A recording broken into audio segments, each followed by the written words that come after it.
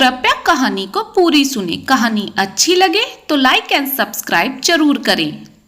जूही, किसी ने मेरे कंधे पर हाथ रखा। मैंने पलट कर देखा तो प्रशांत सर मेरे पीछे खड़े थे। मुझे प्रशांत सर को पहचानने में जरा भी टाइम नहीं लगा, हालांकि मैं प्रशांत सर से 15 साल बाद मिली थी। हेलो सर, अरे तुमने मुझे पहचान लिया? मैं तो काफी देर से तुम्हें देख रहा था। मन में थोड़ा डाउट था कि जूही ही है या कोई और। अभी अभी किसी महिला ने तुम्हें जूही बुलाया, तब डाउट क्लियर हुआ। मैं तो तुम्हें आज पहली बार इस मंदिर में देख रहा हूँ। हाँ जी सर, मैं आज पहली बार ही इस मंदिर में आई हूँ। क्या बात है, तबीयत कुछ ठीक नहीं है क्या? जूही को मैं जानता हूँ, वो तो बेहद तेज तर्राट और खुशमिजाज लड़की थी। जी बुखार आ रहा है, मैंने धीरे से बोल दिया। इतने में पीछे से एक बच्चा पापा पापा बोलता हुआ प्रशांत सर से लिपट गया। आपका बेटा है सर? हाँ, प्रशांत सर ने जवाब दिया। मम्मी नहीं आई इसकी? नहीं। अच्छा जूही, मैं चलता हूँ, फिर मिलेंगे। वैसे मैं शाम को रोजाना मंदिर आता हूँ। प्रशांत सर आगे भी कुछ बोलना चाहते थे, मगर उनका बेटा उन्हें खींच कर ले गया। मैं मम्मी के साथ घर वापस आ गई। जूही बेटा, रोज रोज मंदिर चलाकर देख, तुझे अच्छा लगेगा। ऐसे ही बंद कमरे में पड़ी रहेगी तो कैसे अपने अतीत से बाहर आएगी? सब कुछ हमारे हाथ में नहीं होता बेटा, कुछ चीजें भगवान के ऊपर भी छोड़ देनी चाहिए। एक बार अपनी मर्जी से शादी करके देख ली ना तूने, अब एक बार अपने आप को ऊपर वाले पर छोड़कर देख। राघव से शादी करने के लिए मम्मी पापा ने बहुत मना किया, मगर मेरे सर तो उसके प्यार का भूत सवार था। मैंने किसी की एक ना मानी और राघव से शादी कर ली। प्यार के भूत से जमीनी हकीकत पर आने में मुश्किल से 6 महीने लगे। राघव कुछ भी कमाता धमाता नहीं था, उल्टा मेरे पर ही मम्मी पापा से पैसे मांगने का दबाव बनाता रहता था। नौबत गाली गलौज और मारपीट पर आ गई। एक रोज राघव ने मुझे इतना मारा कि मैं बेहोश होकर फर्श पर गिर गई। मुझे मरा हुआ समझकर वो भाग गया।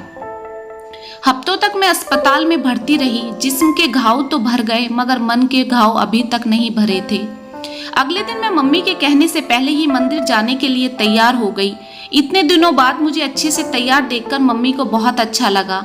आज लग रही है ना मेरी सानी? मम्मी मुझे प्यार से सानी बुलाती हैं। मंदिर में दर्शन के बाद मेरी नजरें इधर उधर प्रशांत सर को ढूंढने लगी, मगर मुझे प्रशांत सर कहीं नजर नहीं आए। मैं चुपचाप घर आ गई।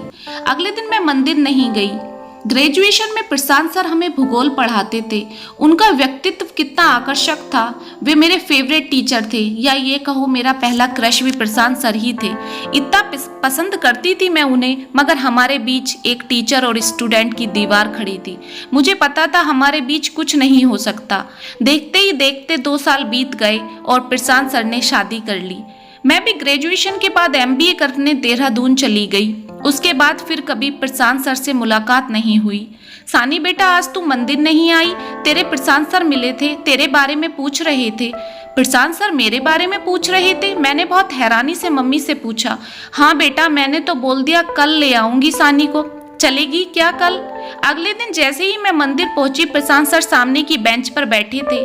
हेलो सर, कैसे हैं आप? बस बढ़िया, तुम बताओ जूही, कल नहीं आई थी तुम? जी मन नहीं हुआ। आपका बेटा नहीं आया आज? उसे बुखार है 2 दिन से।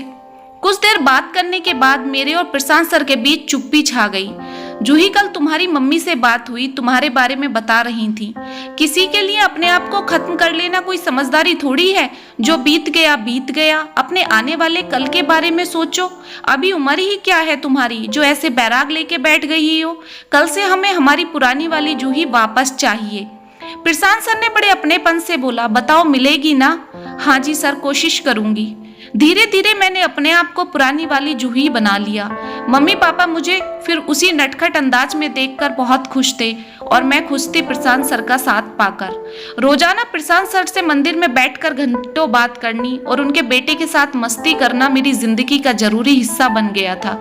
मगर मैंने महसूस किया मैं प्रशांत सर की तरफ आकर्षित हो रही हूँ। एक बार फिर एक बड़ी गलती नहीं करना चाहती थी। शादीशुदा आदमी से प्यार का कोई नतीजा नहीं होने वाला था, सिवाय अपने आप को अंधेरे में ढकेलने के। अगले दिन मैं प्रशांत सर की दोस्त बनकर मंदिर पहुंची, मगर प्रशांत सर ने एक लाल गुलाब मेरे हाथ में थमाते हुए पूछा, मुझसे शादी करोगी जूही? मगर सर, आपकी पत्नी? वो मुझे और रोहन को छोड़कर अपने किसी प्रेमी के साथ भाग गई अब से 5 साल पहले।